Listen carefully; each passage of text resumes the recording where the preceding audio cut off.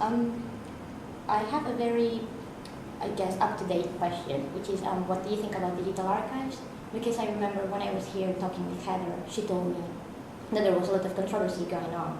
And then during the summer, I was doing a restoration course back in Spain, and the subject came up. I realized that apparently the procedure in my country is destroying the original archives once you have them online.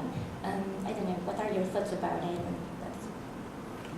Well, there are various aspects to that, I suppose. It's all too easy for archivists to say we know how to look after things on parchment and on paper, and well, these newfangled things called photographs, we can just about cope with those. And in a way, those traditional forms of recording information or images are much easier for us to look after. If you have a piece of parchment, well, that's sheepskin or cow skin dried under tension, scraped to make a writing surface. You write on it with ink with a proportion of ferrous sulfate in. It'll last for 500 years and more. Very happily, it'll look as good as the day it was made. That's quite straightforward.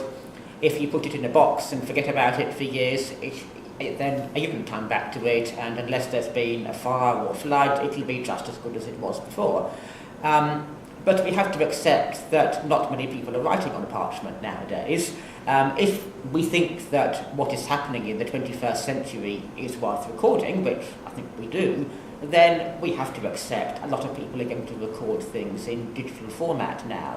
So when it comes to the older material, we want to do what we can to make it available in digital format. So we've, for instance, scanned in 10,000 of our photographs and made those available online. But with those, we will still want to keep the documents in the original form in which they were made. We would never think of just keeping the digital format and destroying the original, because there's quite enough worries about the storage of digital material. And in any case, the original can often tell you far more than the copy can. Just to give you one example, the execution warrant signed by Charles I for Strafford is covered in spots of wax. You probably wouldn't see that on even quite a good digital copy, but by looking at the original, you can see these spots of wax, and you can imagine Charles I walking up and down after dark at Hampton Court, holding this document in one hand and a taper in the other, agonising over whether he's going to sign the death warrant for his friend and maybe save his own skin. You wouldn't get that, perhaps, from a digital copy. But equally, when it comes to records which are what we call born digital, that is, those which have started off in digital form and have never been in any other form, it isn't sensible for us to insist that people must print them out and give us a printed copy, because actually you might gain from having the digital version. So, for instance, a database is probably going to be more useful in digital form than in a paper form, where you aren't able to manipulate it in the same way you can with the database. But that does mean that we have to preserve not only the actual files of data, but we have to find a way of preserving the software on which to run them. It's no good having a database if you haven't got the program in which it runs. So we do have to work with depositors to make sure that they deposit digital records in a form which we are likely to be able to migrate on as software advances. And we have to work with our IT department in the County Council to make sure that we are going to be able to keep on reading this data. Do you think this will change how archives are dealt with in the future, and the new generations might have something to do with that, or do you just think it's going to carry on being the same? I think we're going to see all sorts of changes. And for instance, with the question of photographs, people are taking far, far more photographs than they ever used to. And photographs at present are quite expensive to store digitally. Now that may well change, because things are moving so fast that electronic storage may become far cheaper in 10 years' time than it is now. At the minute, we would struggle, probably, if people offered us their entire collection of digital photographs, because there are just so many of them. In the days when taking a photograph was almost a special event, people were far more likely to be very disciplined about how they took photographs. They'd only take photographs of what they really, really wanted to preserve an image of. They would shoot it very carefully, making sure that they got absolutely everything they wanted to in one shot. And they would, one hopes, record on the back of the photograph or in an album what it was when it was taken, possibly even the settings they used on their camera. But nowadays people aren't going to do that. One hopes that the camera will record for them what date it was taken, but where it was, are they actually going to label the image?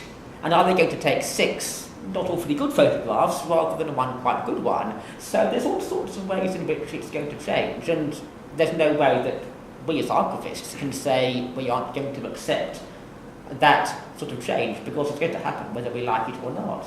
And equally, people may not keep diaries, but they may keep blogs. And is there going to be a way of preserving those? Do we get them to print them out? Do we get them to keep them in software which we're actually going to be able to migrate? It's all going to be a really interesting question, I think. Yeah, I think it can go either way. It's one of those things. Do you want to? Do you know what the oldest record you have, and maybe what the most popular is as well? The oldest record we have is the Winchester Charter granted by Henry II. Sadly, we don't know the exact date of it. We know it's the 1150s, and because of the place that he was at when it was sealed, we think it's 1155 or 58, because he was only in that place a couple of times.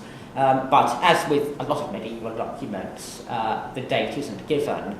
Often all you can do is go by the handwriting, the names of the parties and the witnesses, various factors you can use to work out the date of a document. For instance, if they did their capital S's looking a bit like an M with a beaver's tail underneath, you know it's the last quarter of the 13th century, because that was the only time they used that particular form of capital S. But a lot of styles of handwriting would have come and gone more gradually, and so one can't always be quite exact. The most popular documents we have here are probably the parish registers of baptism, marriage and burial, which we held for most of the churches in Hampshire, in many cases going back to 1538, and sometimes coming down to very recent times. I had a marriage register come in recently, which I think the last marriage entry in it was about a week before the vicar brought it in, so sometimes they are really quite up to date. Because those are so popular, they are one of the most important sources for family historians. We normally make microfiche copies of those, so we keep the originals behind the scenes, and the public can use them on microfiche, which saves time for them and saves wear and tear on the documents as well, and makes it easier for them to make copies of.